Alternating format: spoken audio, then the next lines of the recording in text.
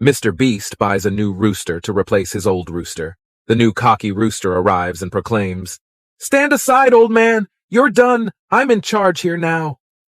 The old rooster replies, "I know my time has come, but the rule here is whoever wins a race around the farm is the one who will be in charge."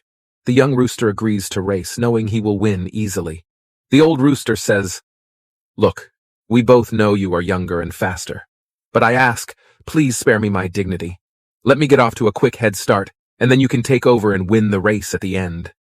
The youngster, still knowing he will win, says, "Sure thing, old-timer." On the count of 3, the race starts.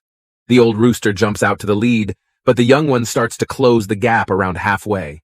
They make the final turn, and the young rooster is zooming up, about to easily pass the old rooster, when suddenly, bang! Mr. Beast shoots the young rooster, instantly killing him. Mr. Beast sighs. "Damn it, that's the 4th gay rooster I've bought this month." A husky, a Labrador, and cat die and all go to heaven. They find themselves at the Rainbow Bridge facing God's judgment. God is seated on a golden throne and he asks each one of them what they believe in. The husky says, "Dear God, I'm a strong believer in discipline and loyalty to my master." God replied, "That's excellent. You may sit here at my right side." Then God asks the same question to the Labrador.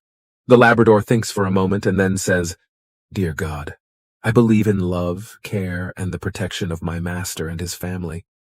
"That's very good," said God. "You may sit here at my left side."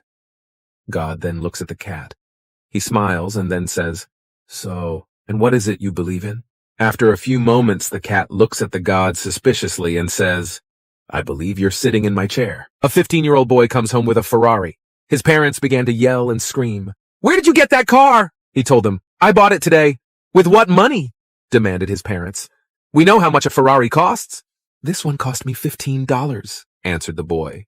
The parents began to yell even louder. "Who would sell a car like this for $15? "It was the lady up the street," said the boy. "She saw me ride past on my bike and asked me if I wanted to buy a Ferrari for $15. "My goodness," gasped the mother. "She must be a child abuser. Who knows what she will do next? John, you go right up there and see what's going on." So the boy's father walked up the street to the house where the lady lived and found her out in her yard, calmly planting flowers. He introduced himself as the father of the boy she sold the Ferrari to for $15 and demanded to know why. "Well, this morning I got a phone call from my husband. I thought he was on a business trip, but I learned from a friend he has run off to Hawaii with his secretary and really doesn't intend to come back. He claimed he was really stranded and asked me to sell his new Ferrari and send him the money, so I did. Yesterday, I accidentally entered my parents' bedroom exactly when they were making love. They both screamed after noticing me, and my dad furiously yelled, 'Get out of here!' I said, 'Dad, I just came to remind you that I want a new watch tomorrow. You promised me.' He furiously grabbed his $10,000 Rolex and threw it to me and said, 'Take this watch and get out of here.' The next day in class, I show the watch to my friend David. David becomes extremely jealous of my new watch, so he decides to try this incredible idea on his parents. He slowly sneaks into his parents' bedroom but finds that they are not making love that night and are sleeping peacefully. He becomes disappointed and decides to do something about it. The next day, he asks his mother, "Mommy, did you fight with Daddy?" She replies, "No, honey. Why are you asking this question?"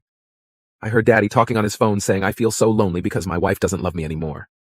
After hearing this, his mother becomes worried and decides to make love with him that night. David's plan works, and he sneaks into their bedroom exactly when they are making love. His father furiously asks David, "What do you want?" He replies, "Daddy, I want to watch."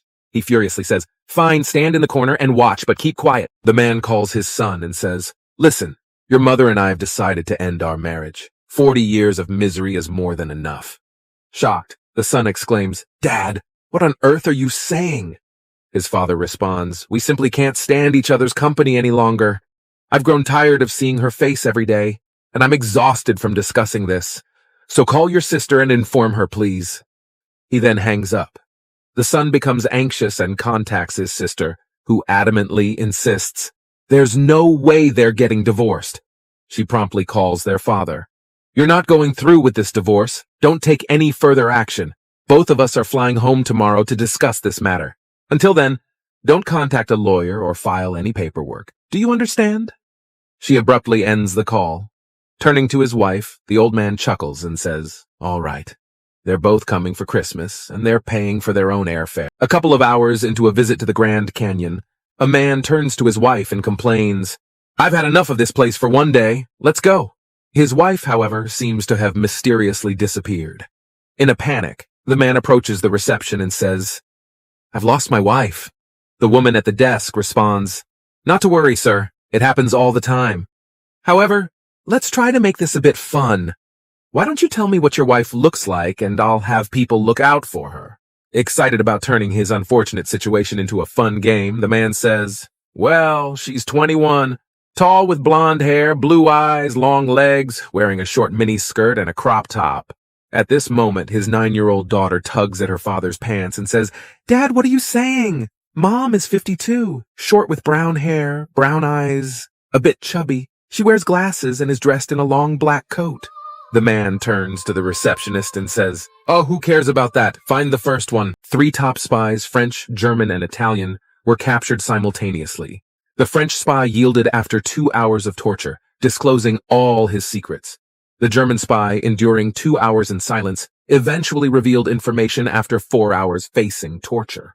The Italian spy remained mute for 2, 4, and even 8 hours. Astonishingly, after an unparalleled 12 hours, the captors conceded defeat, returning him to the cell. The French and German spies marveled at his resilience. The French spy, succumbing after 2 hours, admired the Italian's ability to endure 12 hours of torment.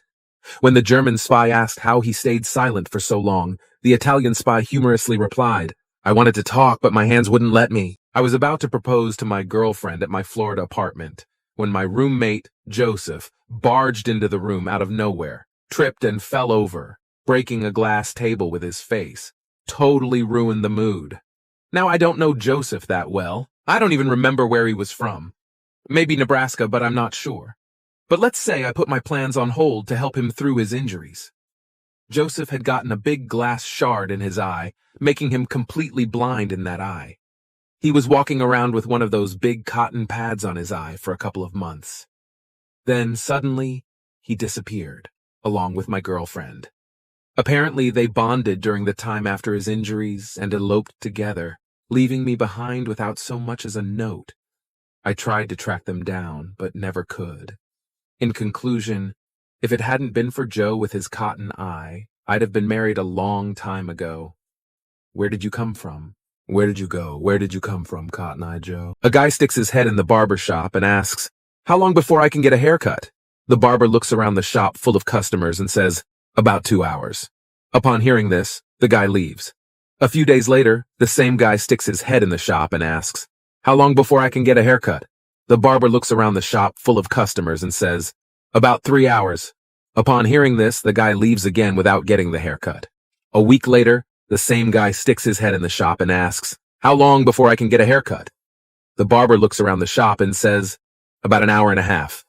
Upon hearing this, the guy leaves again.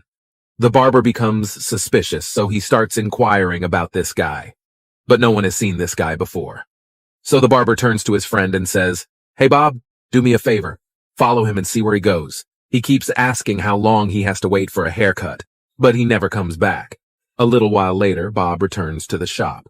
The barber asks, "So where does he go when he leaves?" Bob says, "Your house."